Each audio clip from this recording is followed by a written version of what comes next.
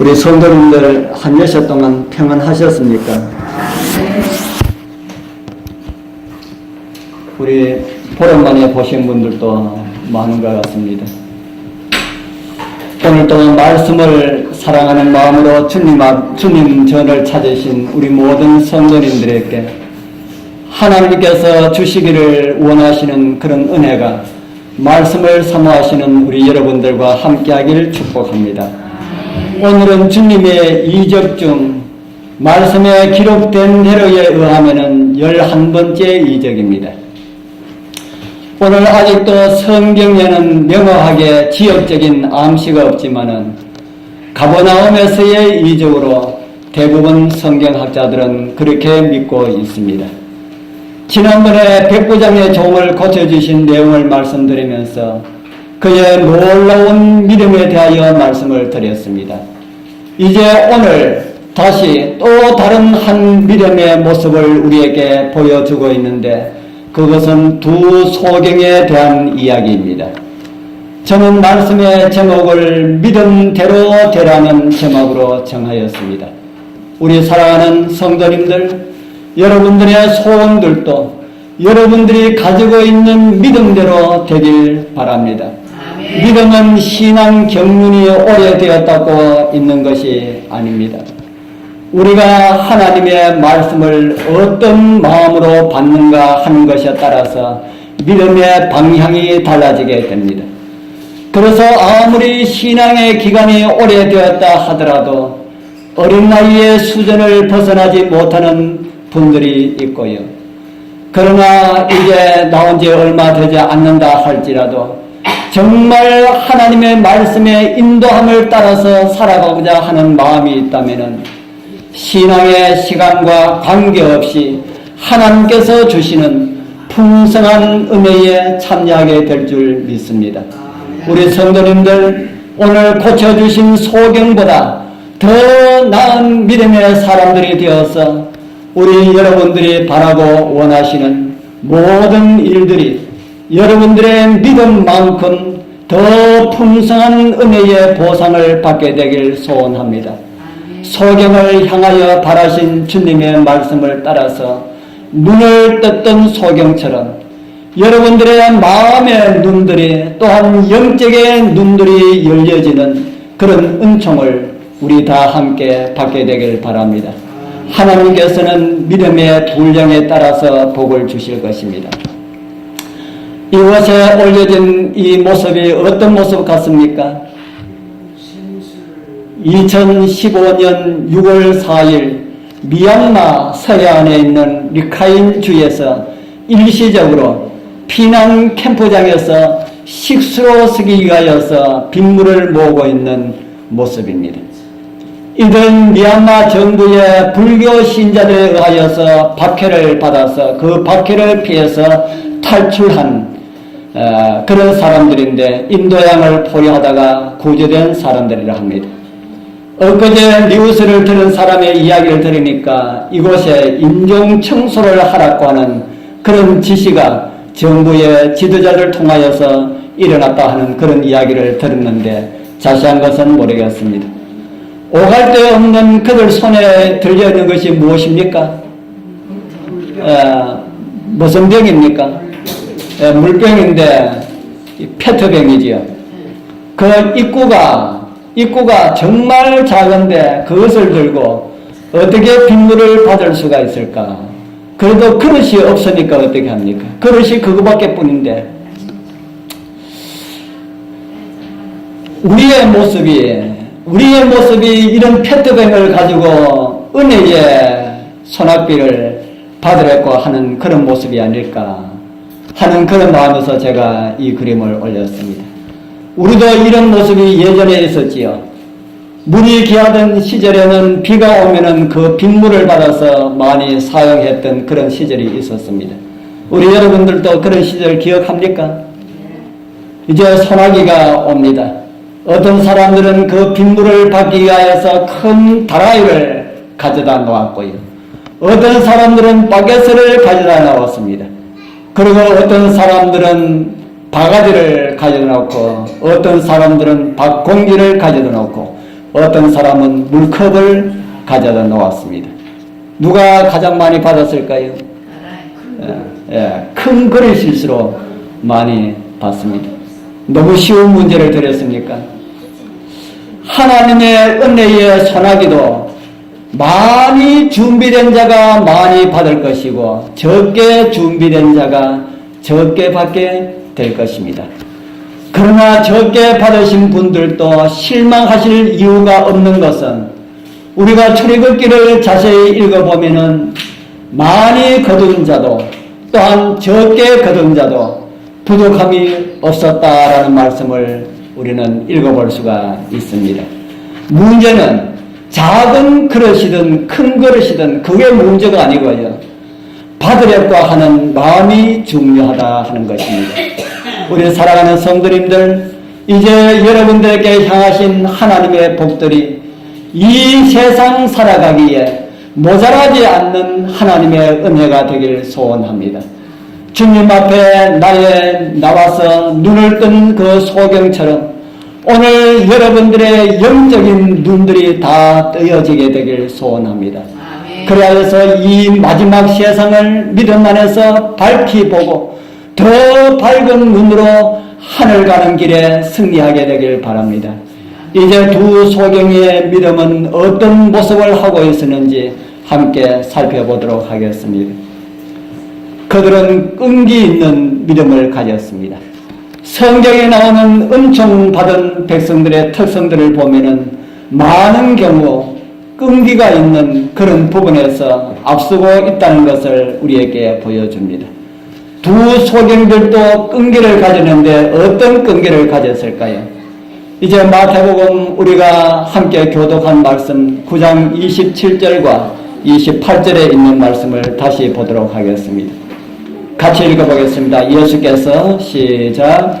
예수께서 거기서 떠나가실새 두 소경이 따라오며 소리질러 가로되 다윗의 자손이여 우리를 불쌍히 여기소서 하더니 예수께서 집에 들어가시매 소경들이 나오거늘. 오늘 이곳에 나오는 집도 아마도 베드로의 집이라 하는 생각이 듭니다.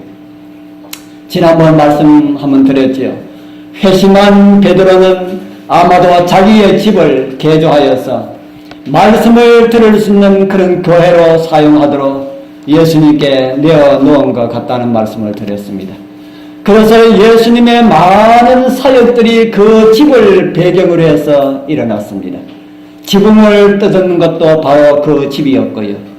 그래서 그 집은 예수님의 집처럼 사용되고 있었습니다. 예수님께서는 평생 사시면서 집을 몇 개 가지고 계셨습니까? 예수님께서 평생 사시면서 집을 몇 개 가지고 계셨습니까? 예, 집 하나 없이 사셨습니다. 그러나 예수님께서는 당신의 집처럼 평안하게 보낼 수가 있는 집이 두 집이 있었습니다. 누구의 집일까요? 예, 하나는 예수님의 집처럼 불려졌다는 이곳에 베드로의 집이고요. 다른 하나는 베다니에 있는 나사로의 집이었습니다. 우리 사랑하는 성도님들, 우리 여러분들의 집을 나사로와 베드로처럼 예수님께 내어드릴 마음 없으십니까? 여러분들의 집의 주인이 예수 그리스도가 되기를 소망합니다. 여러분들의 마음의 집들의 주인도 예수님이 되기를 소원합니다. 지난번 주님의 행적을 말씀을 드릴 때에 주님께서 가버나움 다른 곳으로 가셔서 복음을 전하셨다는 말씀을 드린 적이 있습니다. 그곳이 베드로의 집에서 얼마가 되는지는 알 수가 없지만은 짐작컨대 아마 이 성경에 나오는 이 두 소경은 그곳에서부터 따라왔다 하는 그런 생각이 듭니다. 여러분들은 불러도 대답이 없고 도움을 청하여도 된다 안 된다 말이 없는 일을 따라가는 것이 얼마나 힘들고 어려운지 여러분들 아시겠습니까? 여러분들 그런 경험 해보지 않으셨지요? 마태복음에 있는 말씀을, 이곳에 있는 말씀을 다시 보여드립니다. 거기서 떠나가실새 두 소경이 따라오며 거기서부터 이제 예수께서 집에 들어가시며라는 이곳까지 따라왔습니다. 다른 말로 하면은 예수님 출발 지점에서부터 예수님의 목적지까지 따라왔다 하는 겁니다. 어쩌면은 예수님께서 그곳에서 출발하실 때에 정신을 잡수시지 않아서 배가 고파서 그렇게 부르짖는 소리를 들은 척도 하지 않으시고 가셨는지 모릅니다. 그런데 정말 예수님께서 배가 고팠던 야곱의 우물가에서는 그곳에 계셨던 주님을 생각하면은 배가 고파서 못 들은 척 하신 것이 아닌 것 같다 하는 생각을 듭니다. 불러도 대답이 없으니까 두 소경은 돌아갔다 합니까? 불러도 대답이 없으니까 두 소경은 돌아갔다 합니까? 두 소경이 어떻게 했다 합니까? 예, 두 소경이 따라오며 그렇게 합니다. 두 소경이 따라오며 소리 질렀다. 소리 질러 가로되 다윗의 자손이여 우리를 불쌍히 여기소서. 두 소경이 한 번만 그렇게 불렀겠습니까? 주님께서 대답이 없으시니까 따라가면서 예수님을 뒤따라가면서 계속해서 그렇게 불렀다. 우리 사랑하는 성도님들, 우리 여러분들이 기도하다 응답이 없으면 어떻게 합니까? 기도하다 응답이 없으면 하나님께서 들어주시지 않으실 모양이다 해가지고 그만둡니까? 한 번, 두 번 기도하다 응답이 없으면 아마 하나님께서 다른 계획을 가지신 모양이다 하고 그렇게 포기해야 됩니까? 주님께서도 기도의 응답을 해주시기에 너무 바빠서 나의 기도는 들어두실 그런 시간이 없을 거야 이렇게 생각하고 그만두어야 합니까? 우리 성도님들, 우리가 만약 그렇게 한다면 누구보다 못한 사람이 됩니까?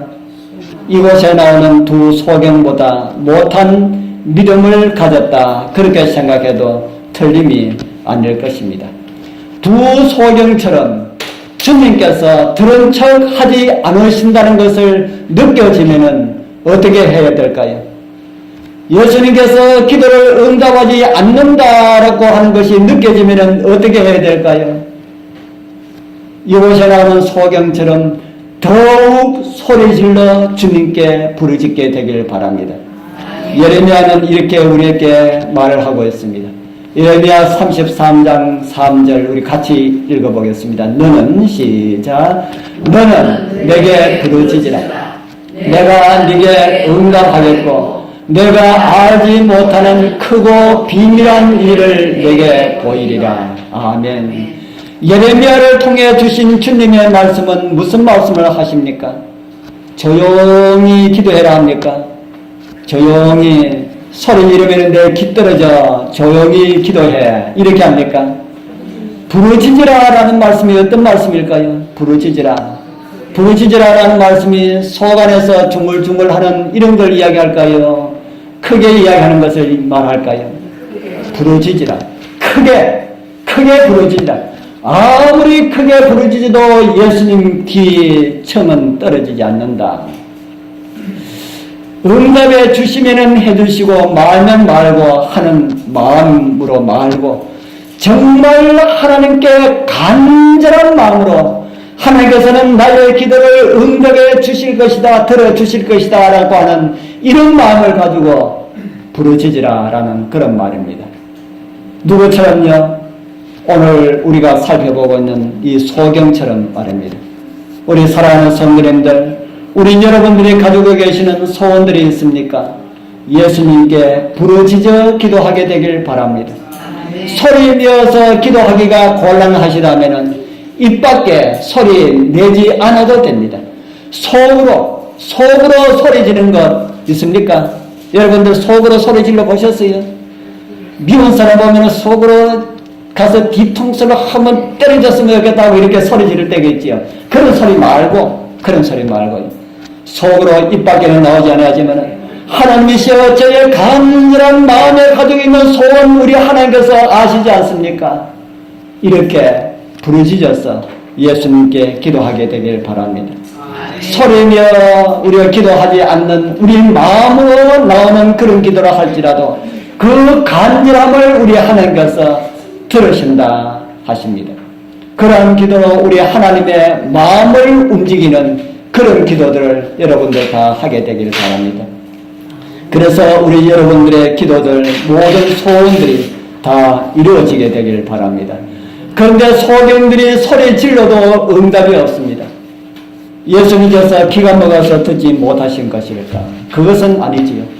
귀찮아서 그들을 고쳐주기 싫어서 그럴까요? 그것도 아니라는 생각이 듭니다. 왜 예수님께서 못 들은 척하고 그렇게 그냥 가셨을까? 왜 그렇게 가셨을까요? 왜 여러분들의 기도는 하나님께서 응답해 주지 아니하실까? 빨리 응답해 주면 좋을 텐데. 저도 어떨 때 그런 생각이 들 때가 있습니다. 어떤 거는 금방 응답해 주시는 것이 있습니다. 우리가 아들이 고등학교 졸업받고 알바를 좀 했는데 우리 장모님 건축하는 건축 현장에 가서 알바를 하겠다고 그래가지고 했습니다. 그런데 저녁에 장모님한테 연락이 왔습니다. 큰일 났습니다. 그래. 왜요? 하니까 아들이 안 보인다는 겁니다. 이 건축 현장이 굉장히 위험한데 떨어졌을까봐 너무 걱정이 되는데 그래서 걱정이 돼서 그렇게 전화한다고. 전화한들 나한테 전화하면 내가 어떻게 합니까? 가볼 수도 없는데. 왜 알았다 하고 우리가 할 수 있는 방법은 뭡니까? 기도뿐이지 않습니까? 기도 드렸지. 우리 아들 신학 가려고 하는데 가지도 못하고 죽으면 안 되지 않습니까? 하나님이시여 좋은 소식 주십시오. 기도 딱 마치는데 아들한테 전화가 왔어요. 어떤 거는 그렇게 빨리 들어주십니다. 그런데 어떤 거는 아무리 오래 저는 30년 기도해도 들어주지 않는 거 포기해 30년 기도했으면 안 들어주시면 이제 포기할 때 되었습니까? 주님께서 들어주실 때까지 기도하자 하고 그렇게 기도하고 있습니다.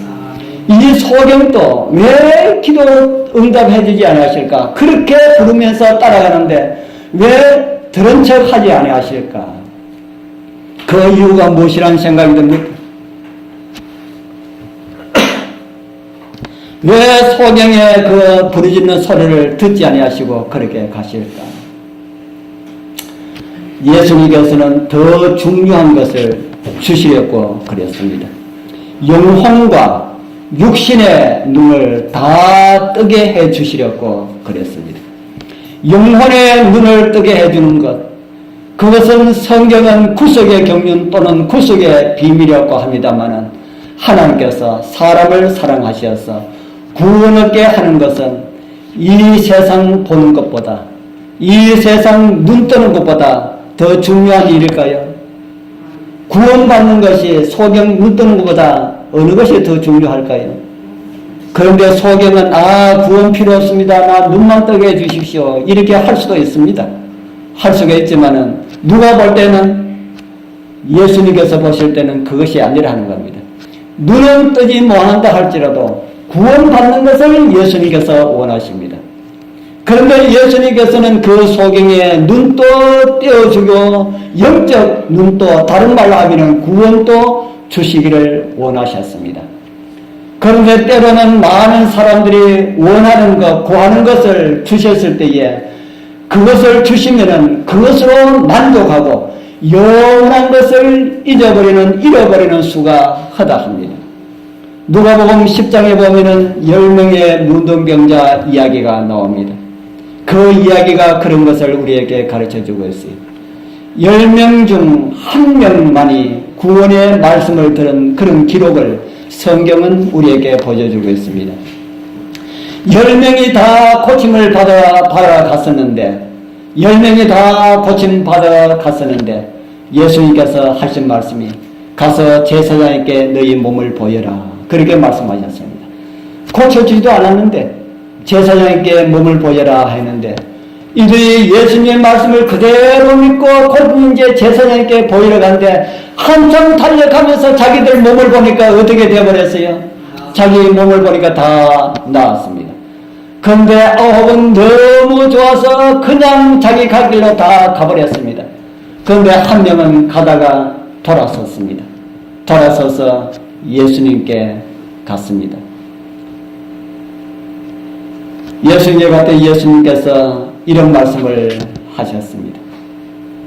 예수께서 대답하여 가라사대 10사람이 다 깨끗함을 받지 아니하였느냐? 그 9은 어디 있느냐? 이 이방인 외에는 하나님께 영광을 돌리러 돌아온 자가 없느냐 하시고 그에게 이르시되 일어나 가라. 그 다음에 같이 읽어보겠습니다. 내 믿음이 시작. 내 믿음이 너를 구원하였느니라 하시더라. 아멘. 주님께서는 구원 얻을 만한 믿음이 있는 자들에게 하나님께서 주시기를 기뻐하시는 그 구원을 주시기를 기뻐하시는 줄 믿게 되길 바랍니다. 그러나 구원 얻기를 원하지 않으면서도 육신의 질병을 고침받기를 원하는 자들에게도 우리 주님께서는 고쳐주십니까? 예, 우리 주님께서는 고쳐주시기를 원하시는 분이 우리 하나님이십니다. 10명의 문둥병자들이 주님 앞에 나와서 다 그렇게 고침받기를 원하는데 그들 중에 한 명만이 구원받을 믿음이 있는 것을 주님께서 보셨습니다. 그 한 명을 위하여서 그곳에 온 10명들 다 고쳐주셨습니다.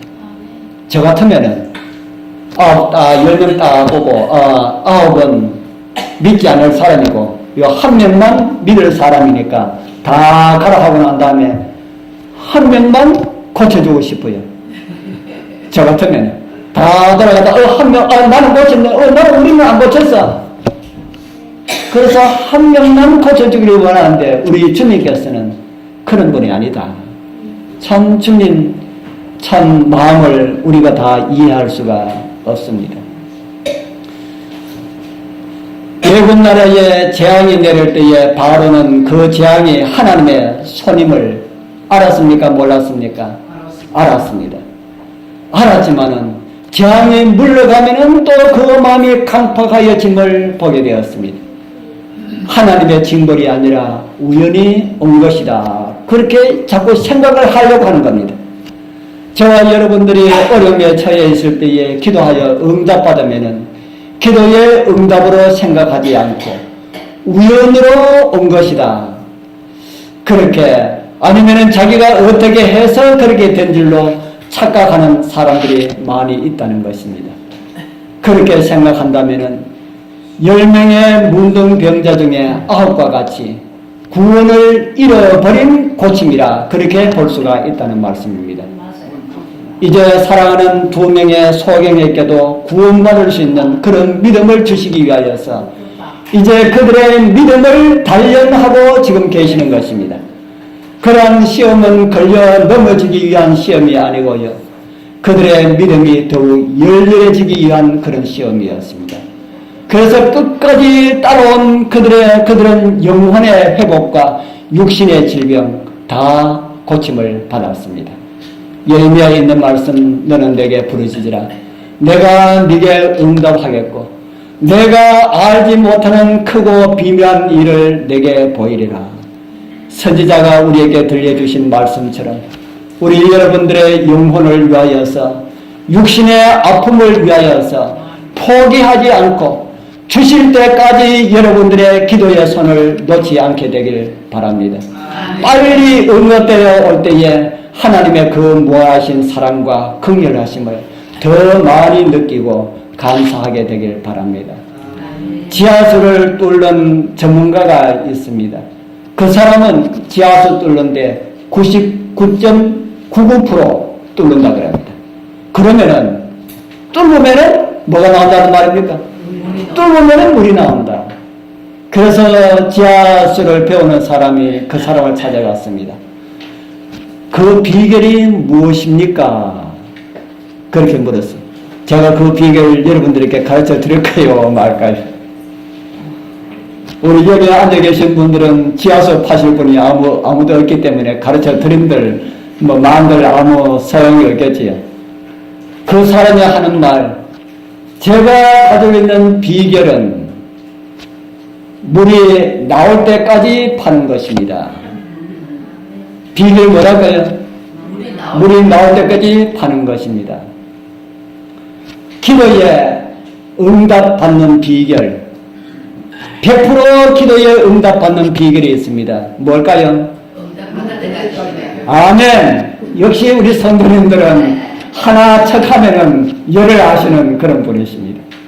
정말 끈기 있는 믿음, 하나님의 은총이 전혀 보이지 않는다 하여도 끈기 있는 믿음으로 주님의 손을 놓지 아니하시고 여러분들의 구하는 모든 기도가 다 응답 얻으시길 축복합니다. 아멘. 이제 두 번째 제목 우리 한번 읽어볼까요? 밑에 있는 거 시작. 구원자에 대한 믿음을 가지고 있었다. 그 소경들은 끈기 있는 믿음을 가지고 있었고, 두 번째로는 예수님을 세상 죄를 지고 가는 하나님의 어린 양으로 믿는 그런 믿음을 가지고 있었다 하는 것입니다. 그들이 그런 믿음을 가지고 있는 것을 어떻게 알 수가 있을까? 그냥 제가 넘겨짚혀서 그렇다 생각하는 것이 아닙니다. 그들의 그런 믿음을 가지고 있는 것을 성경은 우리에게 보여주고 있습니다. 우리 이미 다 보았던 성경절입니다. 거기에 빨간 글 보면은 어떤 내용이 나옵니까? 다윗의 자손이여. 소경은 예수님을 다윗의 자손이여 이렇게 불렀습니다. 예수여 이렇게 불러도 될 건데 예수여라고 부르지 아니하고 다윗의 자손이여 이렇게 불렀습니다. 요셉도 다윗의 자손이었고 마리아도 다윗의 자손이었습니다. 그 당시에 다윗의 자손이 많았을까요? 적었을까요? 많았겠지. 우리나라 성씨 가운데 어떤 성씨가 많습니까? 김씨, 박씨. 김씨, 이씨, 또 박씨. 그 다 어떤 성입니까? 예? 네. 김씨, 이씨, 박씨 다 무슨 성입니까? 다 옛날에 뭐 했던 성씨들입니까? 예, 왕들과 관련된 그런 성입니다. 그렇기 때문에 뭐가 많다는 겁니까? 그들 자손이 많다는 거지. 다윗이 뭘 했습니까? 왕을 했지요. 그러니까 다윗의 자손 상당히 많이 있었습니다. 그리고 북방 이스라엘은 거의 혼혈족이 되어가지고 거의 사라져버렸고요. 남방 유다와 베냐민 지파와 레위 지파가 있었던 그 민족들 가운데서 다윗의 자손이 상당히 많이 있었을 것입니다. 그런데 다윗의 자손이 그렇게 많은데 다윗의 자손이여라고 하는 것이 무슨 의미가 있을까? 아마 다윗의 자손이여라고 큰 소리 지르면은 여기저기서 나도 다윗의 자손, 나도 다윗의 자손 그렇게 이야기할 텐데 이 다윗의 자손이라고 하는 이 말 속에 어떤 의미가 있을까 하는 겁니다. 하나님께서 다윗에게 무엇을 약속하셨습니까? 열왕기상 2장 4절에 이런 말씀을 우리에게 주고 있습니다. 빨간 글씨문 읽겠습니다. 왕위에 시작. 왕위에 오를 사람이 네게서 끊어지지 아니하리라. 예. 이 말씀은 무엇에 대한 말씀입니까? 너의 자손이 대대로 뭐 하게 될 것이라고요? 왕권을 가지게 되리라. 그런데 남방 유다가 마지막 왕 누구를 통해 가지고 왕권이 끝나버렸습니까? 시드기야 왕을 마지막 왕으로 다윗의 자손이 왕으로 있는 시대는 막을 고하였습니다. 그리고 예수님께서 오실 때에 유대인의 왕은 어느 지파 사람이었습니까? 예수님께서 오셨을 때에 유대인의 왕은 어느 지파 사람이었습니까? 하고 물으면은 그 답하면은 다 틀립니다. 이스라엘 지파 사람이 아니었어요. 이방 나라 사람이었습니다. 어느 나라요? 에돔 나라. 에돔 사람 헤롯이라 그렇게 말합니다. 에돔은 에서의 자손입니다. 에서의 자손. 에서의 자손이 어느 나라 왕이 되었어요? 이스라엘 나라 왕이 되었습니다. 하나님께서 이스라엘 나라 왕을 뽑을 때는 누구를 세우라 했습니까? 이스라엘 나라 자손들 가운데 왕을 세워라. 이방 나라 사람은 이스라엘 나라 왕이 될 수가 없습니다. 그런데 어떻게 예수님께서 이 땅에 계실 때는 이스라엘 나라 왕이 에돔 사람이 되었을까? 이스라엘 나라는 있었지만은 나라의 주권은 누구 마음대로였다는 겁니까? 로마 마음대로였다. 그래서 에서 자손이 헤롯을 왕으로 인정한다는 것은 유대인들에게는 아주 굴욕적인 그런 사건이었습니다. 그러나 힘이 없기 때문에 로마 나라가 원하는 그런 왕을 앉혀야 로마로부터 침입을 받지 않을 수가 있었습니다. 그렇기 때문에 다윗에게 하신 말씀, 너의 자손이 왕위에 오를 사람이 끊어지지 아니하리라 말씀은 그 말씀이 아닌 것 같지요. 너의 자손이 왕위에 끊어지지 아니하리라 이렇게 하면은 에돔 사람이 왕이 되어서는 안 되는데 그것은 아닌 것 같다. 그러면 그 말씀은 무슨 말씀일까?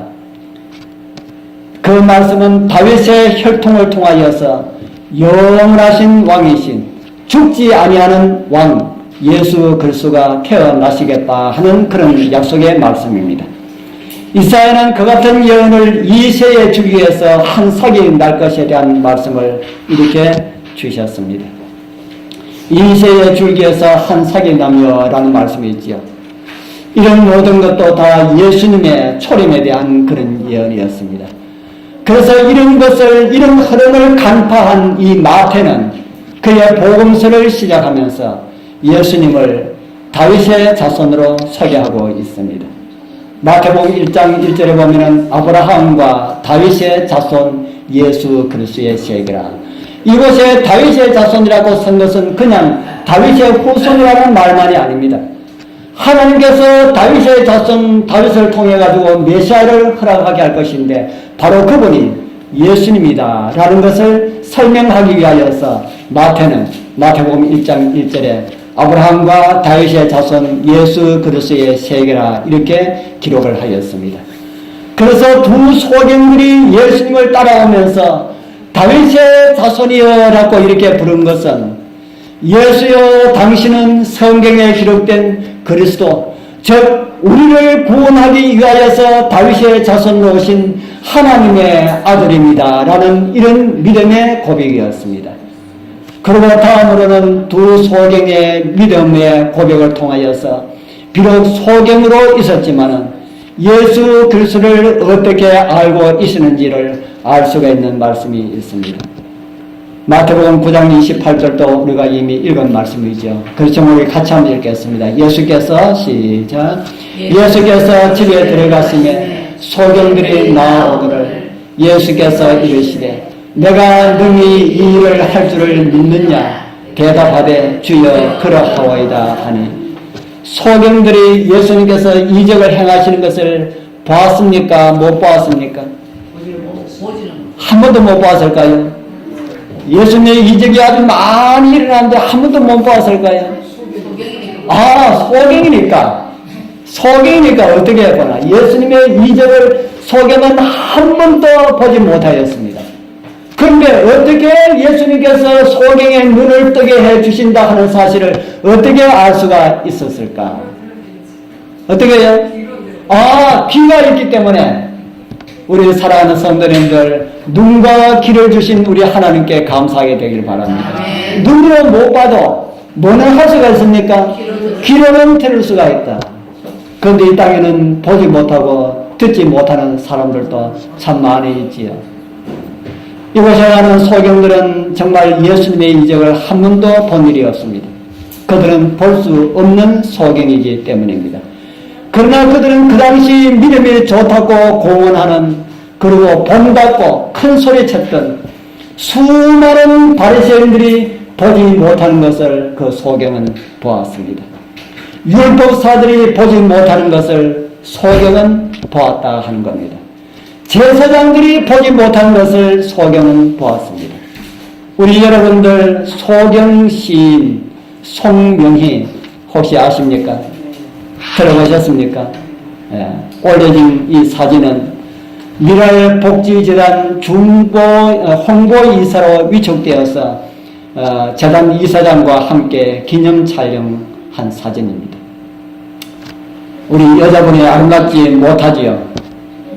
이 송영희는 1963년 초여름에 태어났다고 합니다. 어머니의 양수가 터져서 9달 만에 태어났다 합니다. 9달 만에 태어난 그녀는 여물지 못한 계란처럼 힘없이 살다가 생후 일주일쯤 되는 어느 날 저녁에 숨이 멈추었다 합니다.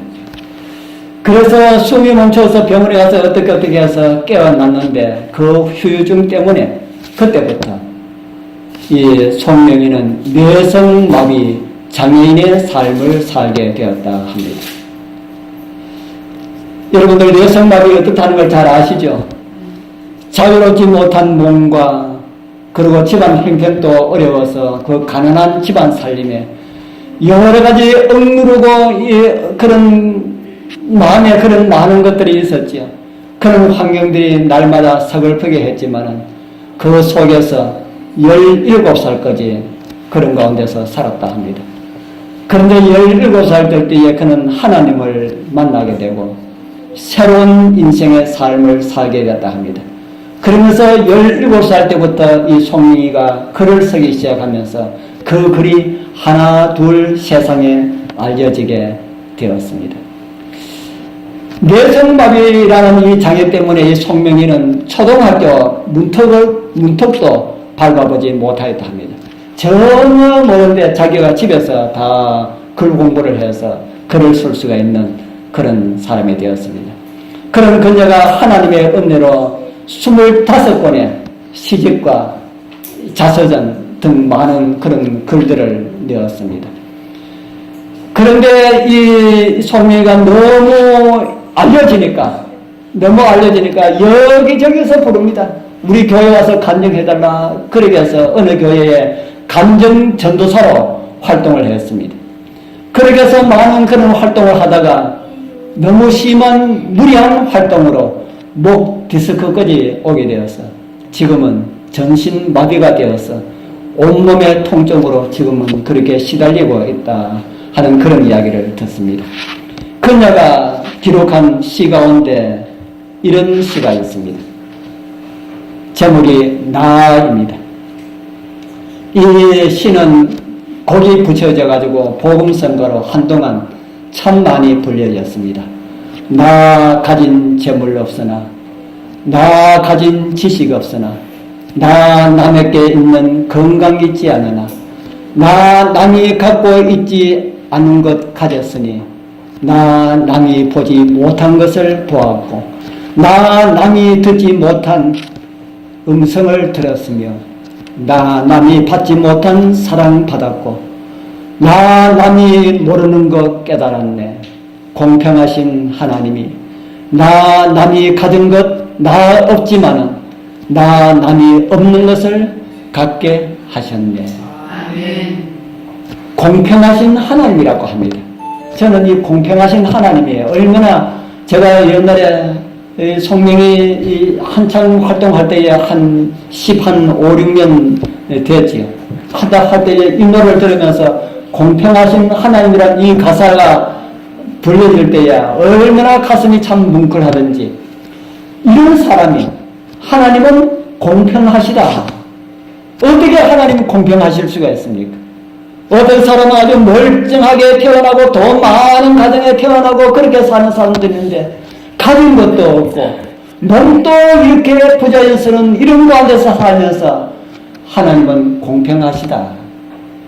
돈 많이 있는 사람 그들이 가진 거 내가 가지고 있기 때문에 눈 뜬 사람이 가지고 있는 거 그들이 보지 못하는 거 내가 보고 있기 때문에 하나님은 공평하시다. 참 우리 이런 마음을 가지고 있다면 세상에 불평할 것이 하나도 없다는 그런 생각이 듭니다. 오늘 성경에 나오는 이 두 명의 소경도 남들이 이해하지 못하였고 눈 뜨고 있는 자들이 보지 못하였던 하나님의 아들을 보게 되었다 하는 것입니다. 눈 뜬 사람들은 소경을 죄인이라고 정죄하였습니다. 그런데 정죄받았던 그들은 보았고 의인이라고 알려졌던 그들은 보지 못하였다. 그러고 보니까 하나님을 아는 것은 교회 오래 다닌다고 되는 것이 아닌 것이 분명하지요. 돈 많이 있다고 빨리 아는 것이 아님이 분명하다는 것을 우리에게 보여줍니다. 우리 사랑하는 성도님들, 우리 다 소경처럼 마음을 열어야 합니다. 마음을 열고 하나님을 알려고 하는 이런 마음들을 다 가지게 되길 바랍니다. 그리고 하나님을 알지만은 하나님을 좀 더 알아야 되겠다. 내가 하나님을 정말 더 잘 알기를 원하는데 어떻게 하면 되겠습니까? 이런 질문들 우리 하나님께 자주 하여야 될 것입니다. 이제 소경들은 자기들이 믿은 그 믿음에 따른 복을 받았습니다. 마태복음 9장 29절 또 같이 한번 읽어보겠습니다. 이에 시작. 이에 예수께서 저희 눈을 만지시며 가라사대 너희 믿음대로 되라 하신대 그 눈들이 밝아진지라. 예수께서 엄히 경계하시되 산과 아무에게도 알게 하지 말라 하셨으나 저희가 나가서 예수의 소문을 그 온 땅에 전파하니라. 우리 하늘의 부름을 받으신 우리 거룩한 형제 자매님들, 여러분들의 믿음은 어디에 있습니까? 어떤 믿음을 가지고 계십니까? 어떤 소원들이 있습니까? 믿음으로 고침을 받았던 두 소경의 믿음도 여러분들 다 가지시어서 여러분들의 소원의 기도가 다 응답받게 되길 바랍니다. 여러분들의 믿음대로 되길 바랍니다. 한 번은 주님께서 바리새인들을 향하여 이런 책망의 말씀을 하셨습니다. 이 말씀도 소경을 고쳐주시고 난 다음에 하신 말씀입니다. 예수께서 가라사대 내가 심판하러 이 세상에 왔으니 그 다음에 같이 읽어보겠습니다. 보지 시작. 보지 못하는 자들은 보게 하고 보는 자들은 소경되게 하려 함이라. 예, 됐습니다. 차라리 소경으로 태어났으면 좋았을 사람들이 이 세상에 참 많이 있습니다. 눈이 없었으면 짓지 않았을 그런 죄를 눈이 있기 때문에 죄를 지어서 지옥에 갈 이들이 많이 있다 하는 것입니다. 우리 사랑하는 성도님들, 하나님께서 주신 눈 때문에 죄를 짓는 어리석음을 버리게 되길 바랍니다. 하나님께서 멀쩡하게 주신 여러분들의 지체들이 하나님께 영광 돌리는 일에 쓰임받게 되길 소원합니다. 이제 고침받은 소경이 어떻게 했다고 합니까? 고침받은 소경이 어떻게 하였는지 우리 여러분들의 관심을 좀 가지게 되길 바랍니다. 저희가 나가서 예수의 소문을 어떻게 했다고요? 예, 온 땅에 전파하니라. 예수님께서 이 소문을 내라 그랬습니까? 하지 말라 그랬습니까? 하지 말라 그랬습니다. 하지 말라 그랬는데 눈 뜨고 보니까 가만히 앉아 있을 수가 없다 하는 겁니다. 그것이 고침받은 사람의 마음입니다. 그것이 구원받은 사람들의 마음이라 하는 겁니다. 소경들에게는 나가서 전하지 말라 하였지만 전할 수밖에 없었다. 예수님을 진정으로 사랑하는 사람들은 다 소경과 같은, 이곳에 나오는 이 소경과 같은 그런 심령들이 될 수밖에 없다고 저는 생각합니다. 나를 사랑하신 하나님이 나를 위하여서 무엇을 하셨는가 하는 것을 아는 사람들은 잠잠할 수가 없다 하는 것입니다.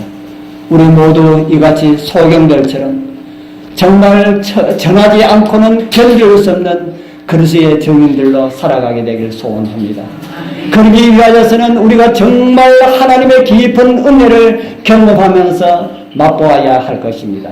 그리고 그런 경험들이 평생 주를 위하여서 그리고 주를 전하면서 살아가는 그런 은혜가 우리 모두와 함께하기를 축복합니다. 기도드리겠습니다. 하늘에 계시는 거룩하신 우리 아버지 하나님 감사합니다. 소경도 보았던 그 하나님 우리도 보게 하여 주시옵소서. 그들에게는 예수님의 행적도 없었는데 그 작은 흔적 하나만을 붙잡고 예수님을 알아보고 구원을 부르짖었는데 오늘 우리에게는 얼마나 많은 증거들이 주님께서 우리에게 주셨습니까? 그런 것을 가지고도 주님을 알지 못한다면 저희들 참으로 한심한 존재들입니다. 저희들을 불쌍히 여기시고 긍휼히 여겨 주시옵소서. 우리에게 온전한 믿음 주시어서 하나님을 바로 알게 하시고 바른 믿음 가지게 하여 주옵소서. 예수님 이름으로 간절히 기도드리옵나이다. 아멘.